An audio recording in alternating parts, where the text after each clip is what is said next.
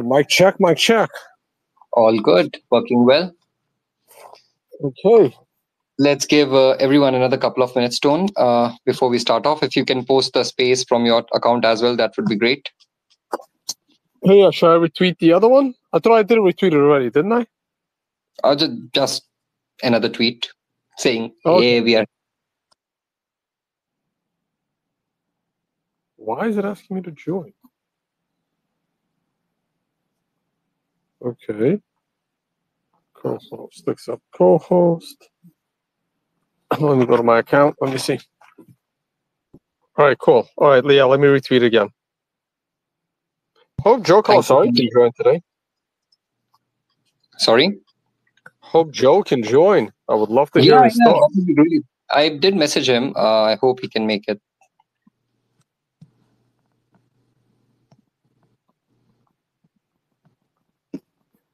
Lovely. So let's start off, Tone. First of all, welcome everyone to our weekly space. Today, a very fun day in the markets. A very bad liquidation in my mind over this week. We have seen, a huge reversal, not reversal to be honest, but in a way on a higher time frame, a huge reversal on the higher time frames. And I'm kind of unsure. So we have Tone here. He's going to be talking about Bitcoin. He's going to be talking about markets, and he's going to be talking about what makes sense right now, whether it's crypto is dead or whether this is an opportunity. So let's dive in, Tone. Oh, before I start again, guys, if you haven't visited our website, do visit thefinancialsummit.com. We are a yearly event which happens in different locations, and the next one's going to be in Maldives in March 2025. We still have a few spots available, and hopefully after listening to the space, you guys will feel interested and meet us there as well. So over there, you'll get to meet traders, hedge fund managers, money managers. You'll get to meet people from different sides of the world, from different places, and all of us gather together for 5 days to talk. Damn it. I switched to my headset. Sorry? And I lost audio. I may have to leave and come back. Yeah, sure. I'm going to do that now. Yeah. And you will get to meet a lot of different type of people, and Tone, disconnected. And there are 2 Tones now. So yes. So guys, Tone's going to rejoin. Till then, let me discuss my perspective of this market, right? Obviously, we have seen Bitcoin, or to be honest, the whole of crypto market go down today in the last couple of days. This week has seen a major reaction to the price action from the imbalances that were there in the rectangular consolidation. And if we close the way we are closing the day, I feel we are breaking down. We are breaking below the rectangle. So that's my 2 cents. But Tone, thanks for rejoining. How do you see crypto market, Tone? How do you see Bitcoin right now? Do you think we have room to go down further, or do you think this was it? Yeah, so if anyone here has been watching our morning shows with Matt McGregor and the show earlier this week with Mark Wood, you would know how bearish I was in the beginning of the week. The charts were just looking scary as hell. And as of right now, I still feel there is lots of room to go down further. Not just room to go down, but lots of room to go down further. Now, that doesn't mean that we have to go down further, but at the moment, I believe not only is there room to go down further, the TA charts are pointing to it going down further. So I am fairly confident that the low is not in. Even though I'm looking at the chart right now, we have rallied fairly nicely today, but I am still pretty damn bearish as it stands. In order for me not to be bearish and to believe that the low is in, we would need a break of $61,000. Until 61,000 is broken to the upside, and broken not simply as we touched 61.1 and then we crashed again. I would need a sustained close on a daily scale, which means multiple daily closes above 61,000 and probably a spike closer to 62,000 to assume this low is here to stay for the rest of the year. Other than that, I am expecting lower prices. I will say that earlier this week, when I exited all my long positions and went 100% cash, I anticipated a move to 48,000 to 52,000. The low was 53.5. So the low was slightly above my higher end of the low expectation, which is why I still think there is a high probability of going lower, but there is a 20-30% chance that the low is in. So, I agree with most of the things that you have said. I can see the room that you're talking about to the downside, but I don't see it like a massive room. I mean, personally, when I'm seeing this chart and I'm thinking, I'm like, 50K is there to be held. It's a round number. It's an important number. It is one of the, it's a good support. We saw a massive consolidation over a week or so last time as well in that area, even before we have seen that acting as a resistance. So I am looking at that area and I'm like, okay, it's most likely that might be the low. But looking at the candle today, Tone, it's a doji candle. And thinking of it from a perspective of 4th of July and then 5th of July. Now, if you look at lower time frames today, 4th of July was holiday in the US. We saw a major sell-off, right? Before that, we were sitting on support very calmly. 4th of July sell-off happened, no ETF buyings happened, obviously. Now, 5th of July, Asia session was complete wipeout. It was completely bearish. And then New York opened and we started to rally. Now, do you think there was this scenario which happened that Mt. Gox, Germany is selling, Mt. Gox in news is coming out, and there's nobody to absorb the selling, and we saw this sort of a candle. And the moment we had the buying pressure coming in back, it basically resulted in equilibrium. That means the consolidation that we have been seeing over the last couple of months. My answer to that is maybe. And the answer is maybe. But even if everything you say is true, it does not give me confidence that this will be a follow-through for the next 2 weeks that the low is in. What do you mean by follow-through? I mean, if you can go a little bit in detail for that. Well, by follow-through, I mean that this is like the COVID-style crash low where buyers step up, create a reversal candle, create momentum from 53,000 up to 57, 58,000, and then still have enough firepower, enough cash, enough demand to buy Bitcoin to push it above 61,000. I don't believe that's the case right now. I think it's more likely that people are going to use this opportunity to get out at 60 instead of continuing to reload with fiat money, especially since I think the overall markets are a little toppy. We are about to be the most uncertain when it comes to the election as we possibly can. There could be major upheaval in the geopolitical space this month between both wars on the brink of catastrophes, plus the election, plus everything that is happening. I just think and when there is uncertainty, people tend to pull their money out. I continue to reiterate the following thing for newer-ish traders. In order for markets to keep rising, you need sustained buying. In order for sustained selling, you just need the disappearance of buyers. And I have a feeling that we are about to see the disappearance of buyers. With everyone trying to figure out, is Mt. Gox finally selling Bitcoin after 10 years? No one even knew Germany had Bitcoin to sell, and suddenly they're selling Bitcoin. No one still knows what the hell is going on over there. A month ago, the United States government started selling Bitcoin. We don't know if the institutions would love to buy Bitcoin cheaper, and they're going to wait before the market turns. There is just so much uncertainty right now that I don't see buyers stepping up. The Bitcoin miners are about to be in deep shit, and they might actually sell whatever they still have left at the moment to try and, hold off. It's the same thing I said in our last space. These next 3 months is the boxer that is dying with 3 rounds to go, but is winning the fight.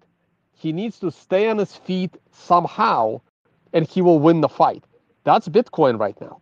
These next 3 months are going to be a monster struggle, and whoever is able to not get liquidated over the next 3 months will then get to enjoy the reward. I just think that between now and 3 months from now, very likely we will make a lower low, and but I still think we can avoid 42,000. We can avoid it, but there's room. There's plenty of room for Bitcoin to go as low as 36 and still be within the cyclical bullish trend. But I'm happy I went fully cash. I did not try to short, and I will just wait this out. I would love to get the perfect buy-in opportunity at 48. Otherwise, I have to wait for 61.5.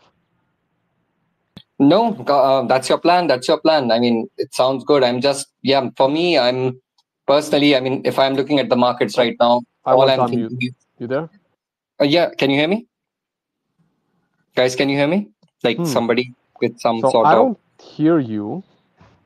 Oh. And that's unfortunate.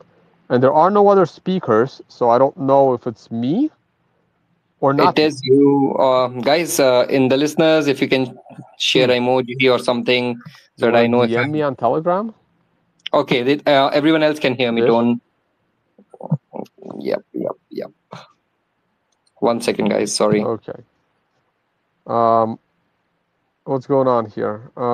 Can I make a speaker? I can't make a speaker because I'm not a co-host. I see a bunch of thumbs up. I don't know what that means.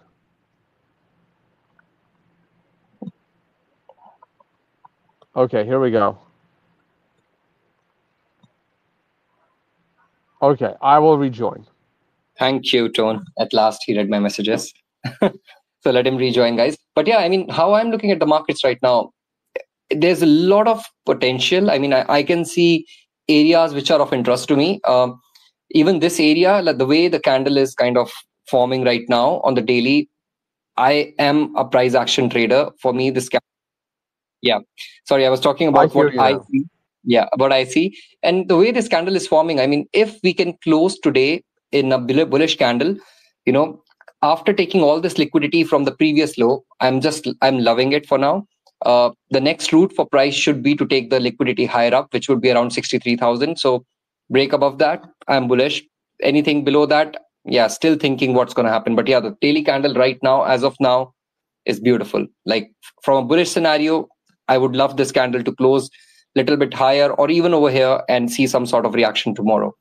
So Tone, moving on, we have seen a total of 110, on your point, right, about people selling and taking their money off. We have seen a total of $110 million, 110 from $110 billion in March. The crypto market cap has dropped to $20 billion today, right? Let me share the tweet for this because I'm quite sure you would love to see that. Like a major decrease in the amount, the market cap of crypto as a whole. Where did it go? No. Sorry, Tone, 1 second. Still trying to search my document. Open up. No, thanks. There you go.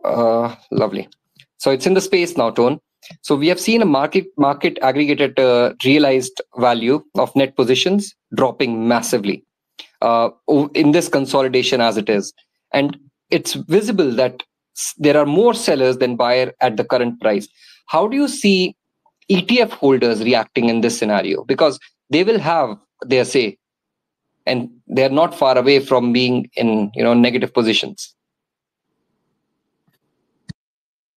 So in my view, ETF holders are followers of the trend, but they drive the trend while being followers. So because the market crashed on 4th of July, there is a little bit of buying going on today, but I don't expect it to last. I think now that the market has turned and is in a, short-term bear market, I think the ETF guys are going to wait. And when they wait, the price drops. Now, again, eventually, everything will rise. But for the next month, I think Bitcoin's in a bit of trouble. Yeah, and on top of that, we have lost the major trend moving average. We have lost the 200-day moving average yesterday, and now we are trading underneath it. Currently sitting at around 58,551. So that's going to be a major resistance going forward for the price action. Both MA20 and MA50 are pointing downwards. So yeah, I agree. It's a let's see if we can reclaim it very, very quickly. If we can reclaim the 200-day and convert it into support again. And this is just a deviation, as it has happened a couple of times during this whole cycle. So hopefully, if that is the case, looking forward to it. Now, two specific news. Mt. Gox, you already touched on it a little, but they have transferred a total of 47,000 Bitcoin to exchanges or different wallets, right? And they are transferring another 1,550 Bitcoin over to Bitbank. A lot of things are happening around it. Were you able to get some time to find a little bit more information about that? I did not. I didn't really look into it. No one really knows what's going on. No one knows if they're going to sell it or they're going to distribute it. They're likely going to sell it. I think they will get OTC buyers. I don't think they're going to crash the market, but it doesn't matter. People panicked on this news. That plus Germany. Look, this candle, this daily reversal candle looks great. My problem is, again, going to TA. The candle is awesome, but we are just starting the daily MRI downward trend. We just started the weekly MRI downward trend. According to the MRI, both weekly and daily have more room to the downside to go. And I will only trust this reversal candle with significant follow through above 61K. Otherwise, I think all this news is going to scare people from buying right now. Makes sense. Cool. So moving on from a little bit away from Bitcoin for now. We have basically, Bitcoin has dropped, right? And people were talking about ETH BTC, outperforming, ETH BTC doing this, ETH BTC doing that. And it's back to what it was. Bitcoin is just down certain percentile today. And at this point of time, when we see the markets, Ethereum, any sort of altcoin, they are dying. Now, they don't have any selling pressure. There's no Mt. Gox selling going on there. There is no German government selling or US government selling, nothing. Still crashing like anything. What's really happening in those side of the crypto world? Like people who really care about that, and if they are sitting in our space. So just a bit of your thought on that. So it's interesting that that's how you phrased it. I did review the shitcoin space recently, and they're actually holding up fairly well against Bitcoin. Monero, for example, has been rallying against Bitcoin since March after being on the brink of dead.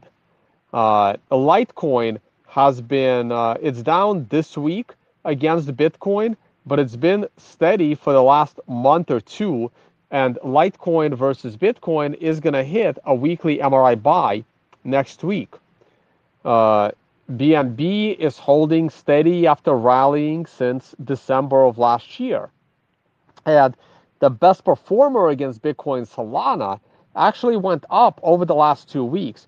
So when you compare these shitcoins, and even Ethereum is down this week, but Ethereum is still significantly higher than it was all of March and all of April, and it rallied in May, and it's still up there. So, relatively speaking, against Bitcoin, the shitcoins are holding up fairly well. Obviously, they will crash in since Bitcoin is crashing in dollar terms, but against Bitcoin, they're actually hanging in there. Now, from that perspective, what does it mean? It simply means that there's less interest right now in Bitcoin. People would rather wait and buy at the breakout, and I don't blame them. That is my strategy as well. Either I'm going to get a huge crash in the next month or two, or I get to buy the breakout. Either way, I expect to be 100% long by late October. Ideally, it's at a much lower price than right now, but if it's not, I'm okay with that as well. But I don't agree with the premise that the altcoins are getting destroyed.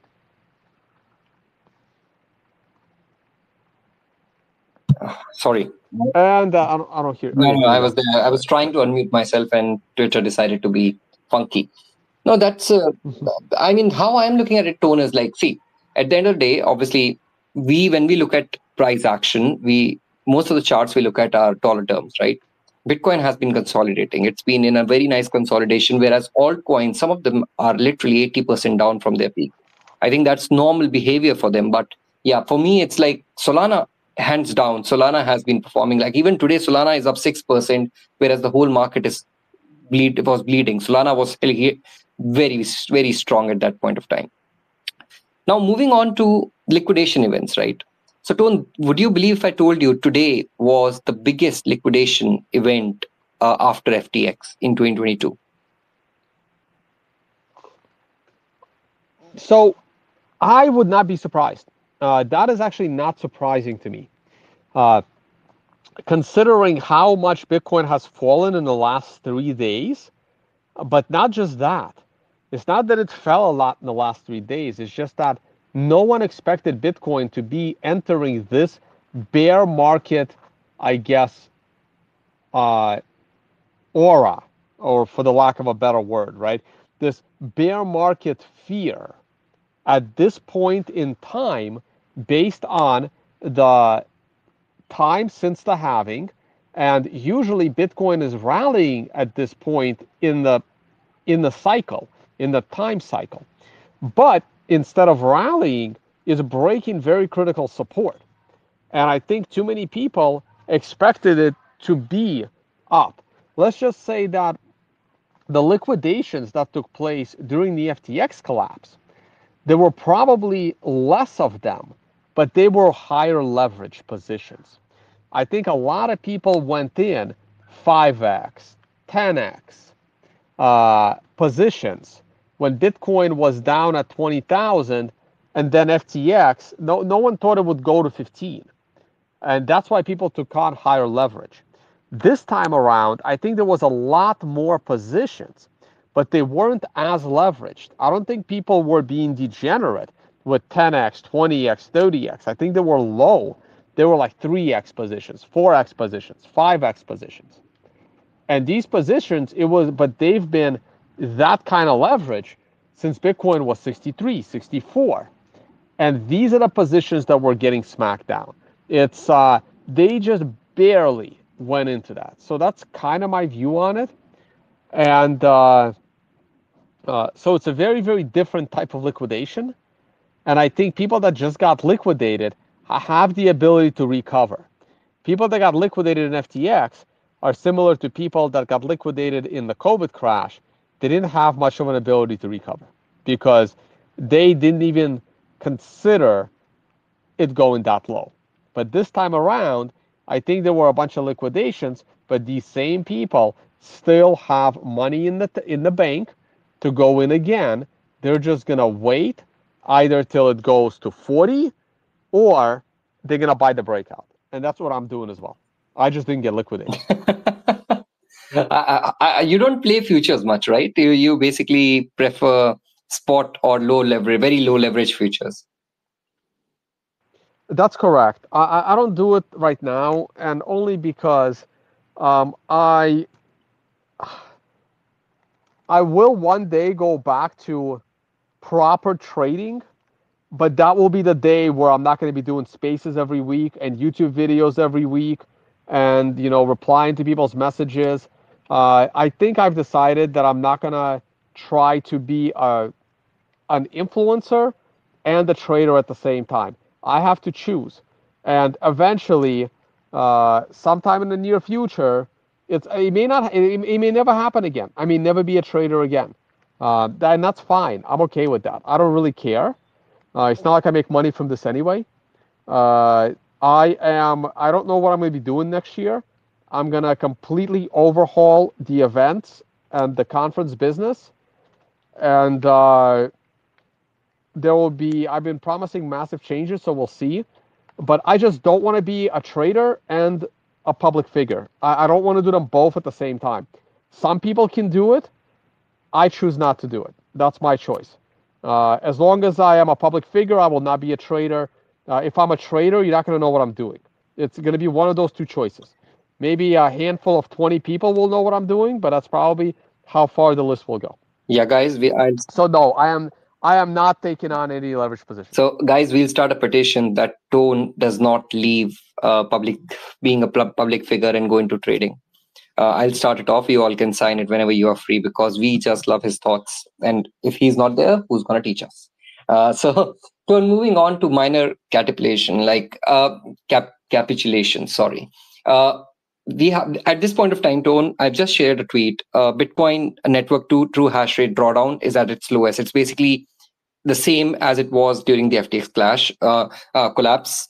And according to that, I think miners are getting, according to you, you just talked about it.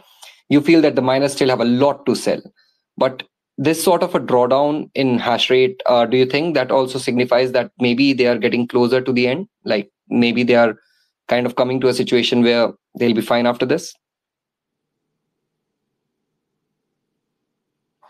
Tone, you are muted. No, I do not think the miners will be fine after this. I think miners are in serious trouble, and I think miners are about to start shutting down. If the price of Bitcoin is below 60,000 in 30 days from now, I think we're going to see miners shut down the operation. Lots of miners. They have a very short window. And I don't think miners have a lot of Bitcoin left to sell. I just think they have no choice at this point. They're going to try to hold out one more month, and some miners will make it and some will not. Okay. No, makes sense. And after all of this, right, they have been basically selling 70K BTC. Like they have sold 70K, close to 70K BTC last month. And this month is expected to be a similar number. So that's 140,000 Bitcoin sold by miners. I have the tweet for that if you want to refer to it. Let me put it out as well. At last, by the way, we have this working. The space tweets are working. So yeah, I have put the miner reserves for all mining pools in Bitcoin terms. So basically, this is the current chart. This is the current view of miners selling off on the daily chart, Tone. You see that it's quite visible that all this selling in June that we have seen over the course from June to July has been miner driven.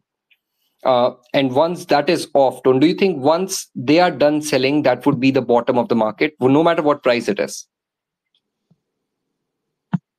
I do. And this is, again, why I think the bottom for the market is coming within the next 30 days, maybe 40 days. But sometime in the next 30 to 40 days, the low in the market will be in. It is possible that the low is already in.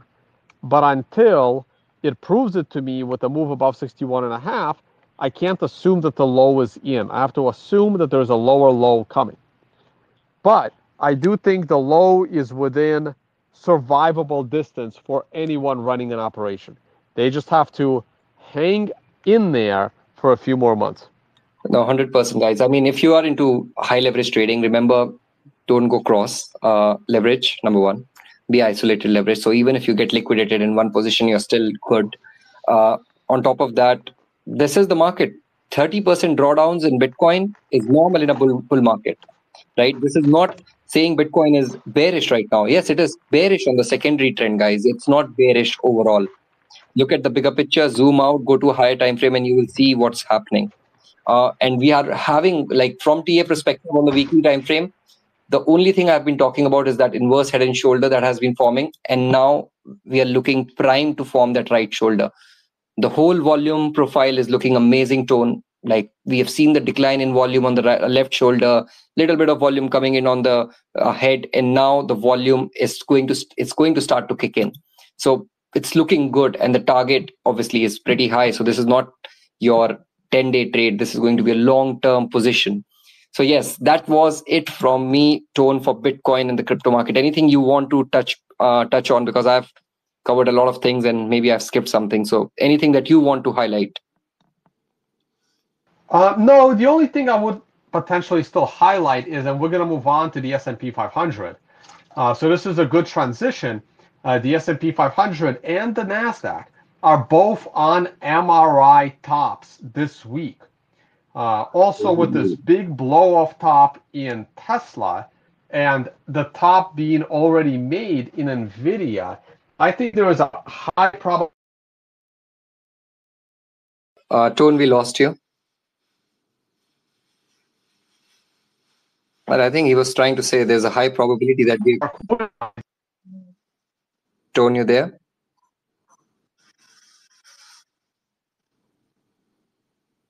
Well, let's wait for him to get some network.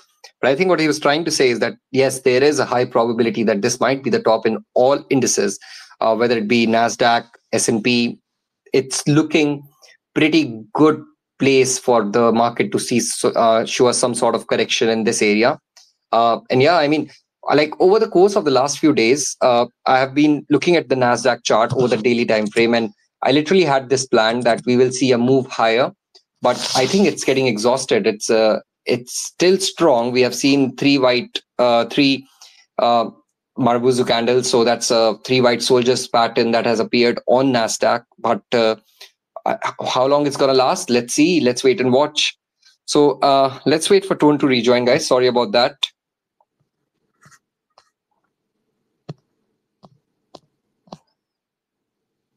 Okay, he has messaged me. He's trying to rejoin.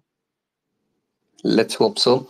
Well, let me move on to other things till Tone rejoin. So talking about S&P 500, a similar story. Like we have seen bullish price action over the last 3 days, right? And for some, we are breaking out of a flag on the daily time frame. Now, that is amazing. But again, I'm expecting another correction over here, same as what Tone was saying. I think markets are currently overheated. We have such a massive political scenario that is brewing in US, while whether Biden's going to be running for presidency or not, whether they'll just throw him out, all those things are coming up. And obviously today there was UK election as well, and Labour Party has won. So that was quite not a surprise, I would say, but quite a change for the Great Britain. So let's see how that one works out. So yeah, I mean, S&P, both S&P and NASDAQ, I think they're topping now. They might go a little higher from here, but a reversal is imminent. I want to really discuss with Tone. You're back, Tone? Yes, so I explained what you were trying to say. I tried to. Oh, did everyone hear what I had to say or no? No, we basically got cut when you said there's a high probability, and then that's it. Okay, so let me just go quick. There was an MRI top on a weekly in the NASDAQ and S&P. Tesla is in the middle of a blow-off top with a daily MRI top coming Monday. NVIDIA has already topped. I think the stock market is going to pull back right now for the rest of the summer. And that is not doing Bitcoin any favors.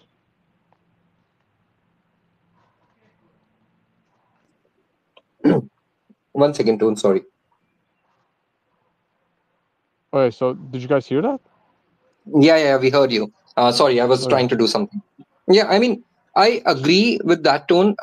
But Bitcoin has already been, so these two markets have been a bit uncorrelated in the last month or so. Bitcoin has been consolidating. Both S&P and NASDAQ have been rallying. Isn't there a scenario where this money which will be coming out of the indices start flowing into the crypto market? That could be a scenario that could play out, and this could become the catch-up trade. I don't think so. I mean, I would have loved to see Bitcoin shoot higher. That's one way of looking at it, but that's not the way I look at it.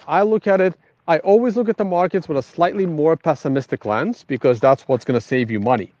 And looking at it with a slightly more pessimistic lens shows me that by Bitcoin not being able to rally with the stock market, it's weaker than I originally thought it was.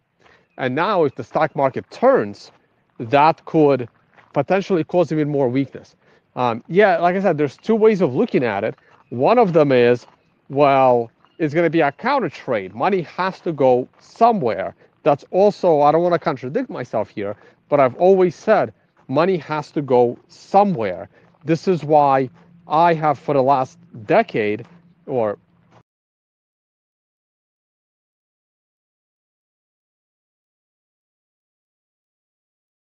I guess the private markets. I've been bearish on the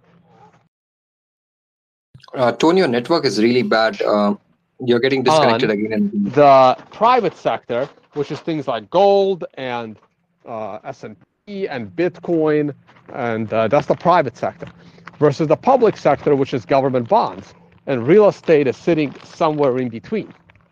But in this case, I do still believe in S&P versus Bitcoin correlation. And just because Bitcoin was going down while the stock market was going up, that doesn't mean that Bitcoin's going to go up when the stock market's going down. I think Bitcoin will continue to go down if the stock market goes down.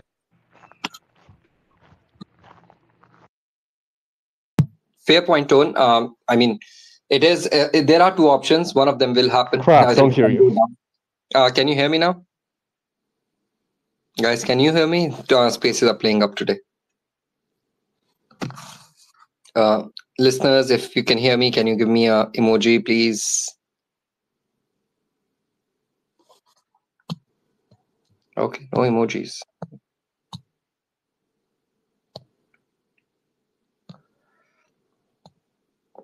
What's going on with spaces today?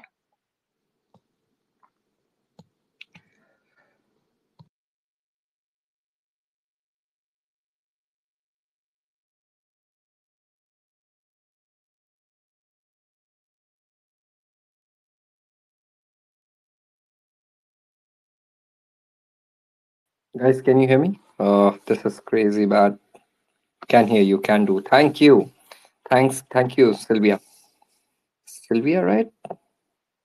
Sylvia, yes. Thank you. I read Gupta and I was like, okay, that's an Indian name, but yeah, beautiful name. Okay. So yeah, I mean, Tone's rejoined. Let me invite him. Yeah. So Tone, can you hear me? Lovely. So I was trying to, I mean, I agree with your point. Like there are two options. Either the market's going to go up or down, like based on that. And yeah, I mean, our job is to kind of talk about both of them, and as we did.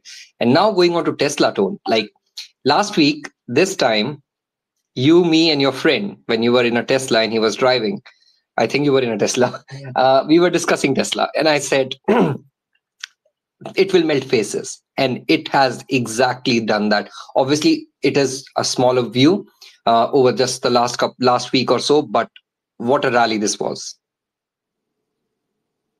Yeah, it was a monster rally, but I think this rally is coming to an end next week. But that's all because of TA. Rallies like this are not generally sustainable. They always pull back. Now, it's possible Tesla will never breach the lows of this year ever again. I am bullish on the company's future for the next decade, but at the same time, I don't think what's been happening is sustainable, and I think a 20% correction is in order. Oh yeah, I mean, easily. I mean, how I am looking at Tesla right now is maybe just hit around 260 mark and then get rejected from there, and try to reclaim the 220 level support. So 260 to 220, that's a nice drawdown for anyone who might be thinking, okay, where can I enter Tesla? So yeah, that's what I'm looking at as well. So moving on to Nvidia, you just touched about it. That MRI top is in. Nvidia has been the power lifter for S&P and Nasdaq. Nvidia has done everything in its power when mid caps were crashing to keep the market up. Now Nvidia is losing gas. They are out of gas. They do not have the strength anymore to do it. Do you think somebody else is going to step up, or do you think it's going to be the downturn of the market for a bit? So because Nvidia has already corrected quite a bit, it's possible that Nvidia will rally. However, Nvidia will follow the stock market. If the stock market does not pull back on its MRI tops, NASDAQ or S&P. They're in sync. If NASDAQ and S&P turn, NVIDIA is going lower. If NASDAQ and S&P avoid the drop and enter a second consecutive MRI top scenario, then NVIDIA will go and make new highs. So right now, can you hear me? There's a lot of disturbance from something. You might, Chris, maybe? Sorry. Oh, yeah, no, that was me doing stuff. No, I'm back. So I think NVIDIA is going to follow the overall market at this point. So in order for me to identify what NVIDIA is going to do, NVIDIA already did its correction on its own while the market was still rallying higher. And in fact, I didn't think that the NASDAQ and S&P would rally this much this week because this was the MRI top week.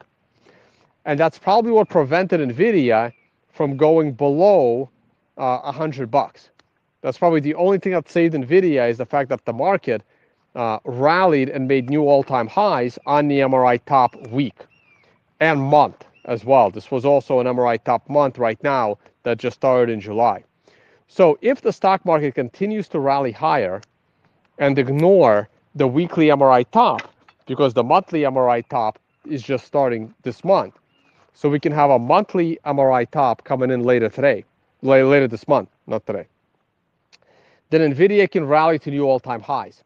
But if the stock market starts to reverse next week, which I believe that it will, NVIDIA will follow the stock market and drive the stock market a lot lower.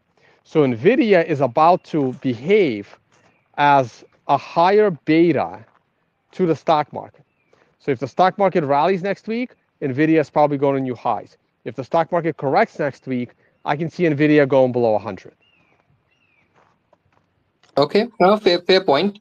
So, Ton, like you have been talking about the stock market correcting. Okay, from TA perspective, you have told us everything. Let's go a bit more into the fundamentals or the geopolitical scenario. Today, the election results in the UK came out. Labour Party has won with a major majority. So that's a change in the stance of United Kingdom for sure over the coming few years. To be honest, I think the whole decade. So first of all, what do you think is the significance of this election result on the overall picture of geopolitics? And secondly, do you expect anything to happen for the Great Britain? I mean, do you think anything is going to change?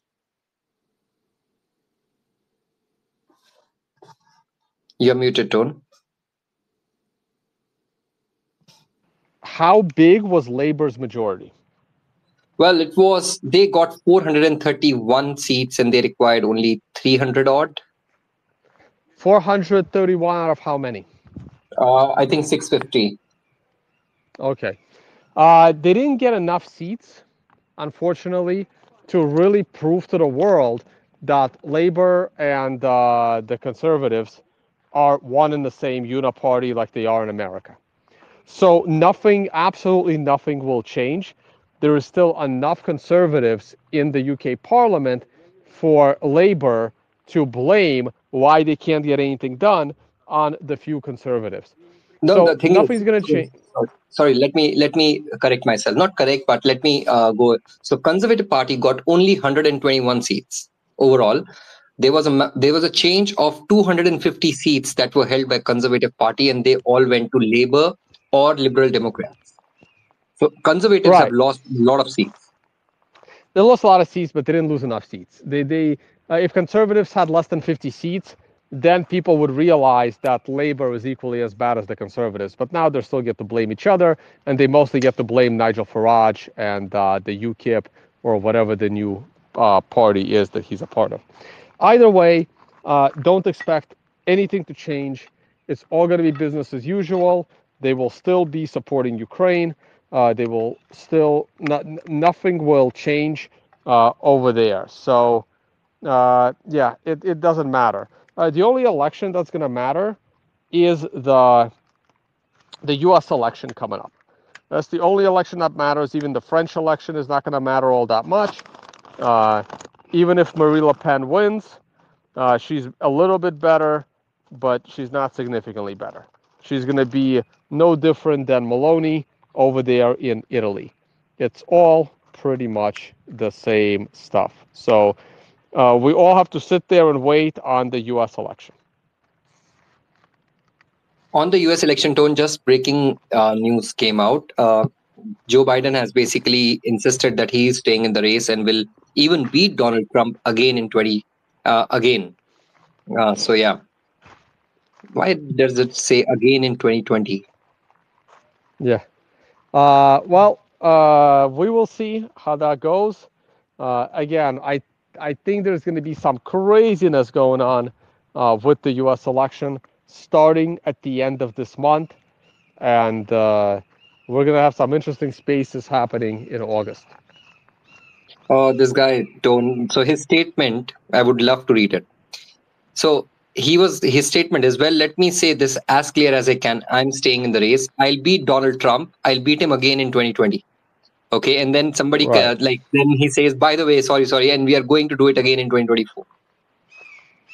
So he's still lost. Yeah, he doesn't know what's going on in this world. So yeah, talking about U.S. election, Tone, you have this theory that Donald Trump will not be, allowed to fight the elections, and Biden looks like he is done for. Do you think the next obvious choice is Harris? No, I don't think Harris is. I don't think anybody wants Harris to win. I still believe somehow, one way or another, Gavin Newsom is going to end up being the president of the U.S. I still believe this. I will be proven wrong if I don't see him on the ballot by end of August. Then I will concede. I have no idea what's going to happen. This will be the most interesting election in American history. That I am fairly confident in. We'll have to wait one more month to see which way it goes, but I just don't see how it's possible that the current politicians in charge will allow Donald Trump to win. They will do everything possible, including a full-blown nuclear World War III to prevent Donald Trump from winning. I think people are grossly underestimating how far the current political class is willing to go to prevent Donald Trump from winning. I don't think people realize this, and they haven't factored it into their risk scenarios, that they will go to any and every extreme. Okay, this is the kind of thing that JFK underestimated. This is the kind of thing that Nixon underestimated, and this is why they were both removed from power. So I think people are just grossly underestimating the lengths these people are willing to go to prevent Donald Trump from winning. And that's what I keep thinking about. For some reason, Tone, we literally lost all our listeners. Like, whoa, what the hell happened? I think spaces are down or something. We lost everyone, and even Satoshi's corner is posting, can't hear us, and I can hear you. Right, this is what, the moment you start talking about Trump, this was going to happen. I know. I think spaces are having some issue right now. We are getting them back, so let's give them 2 minutes to rejoin, and we can take it from there. All right. Meanwhile, I'm trying to fire up some coals for the barbecue. Let's see if this works.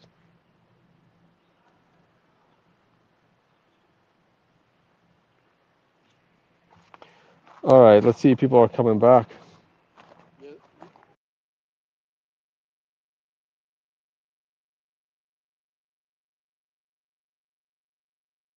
Yeah, spaces are having issue, Tone. I just checked down detector, and spaces are having issue. Well, we continue till we can, and hopefully whosoever is here, they're waiting for us to talk about things. By the way, are you still in that on vacation, like in some jungle or something? I can hear the birds. Well, yeah, I'm back at my cabin in Pennsylvania. I was in a cabin in Minnesota. This is why Doug and I were driving across the country. But I now flew back to Northeast. I'm in Pennsylvania, and then I'm off to Panama in about a week or two. Oh, nice. So, I mean, your Instagram stories are looking lovely. I mean, I was jealous for a bit. But I was like, okay, cool, no worries. Tone, let's move on. Let's move on to the US job numbers. NFP came out today, again revised lower.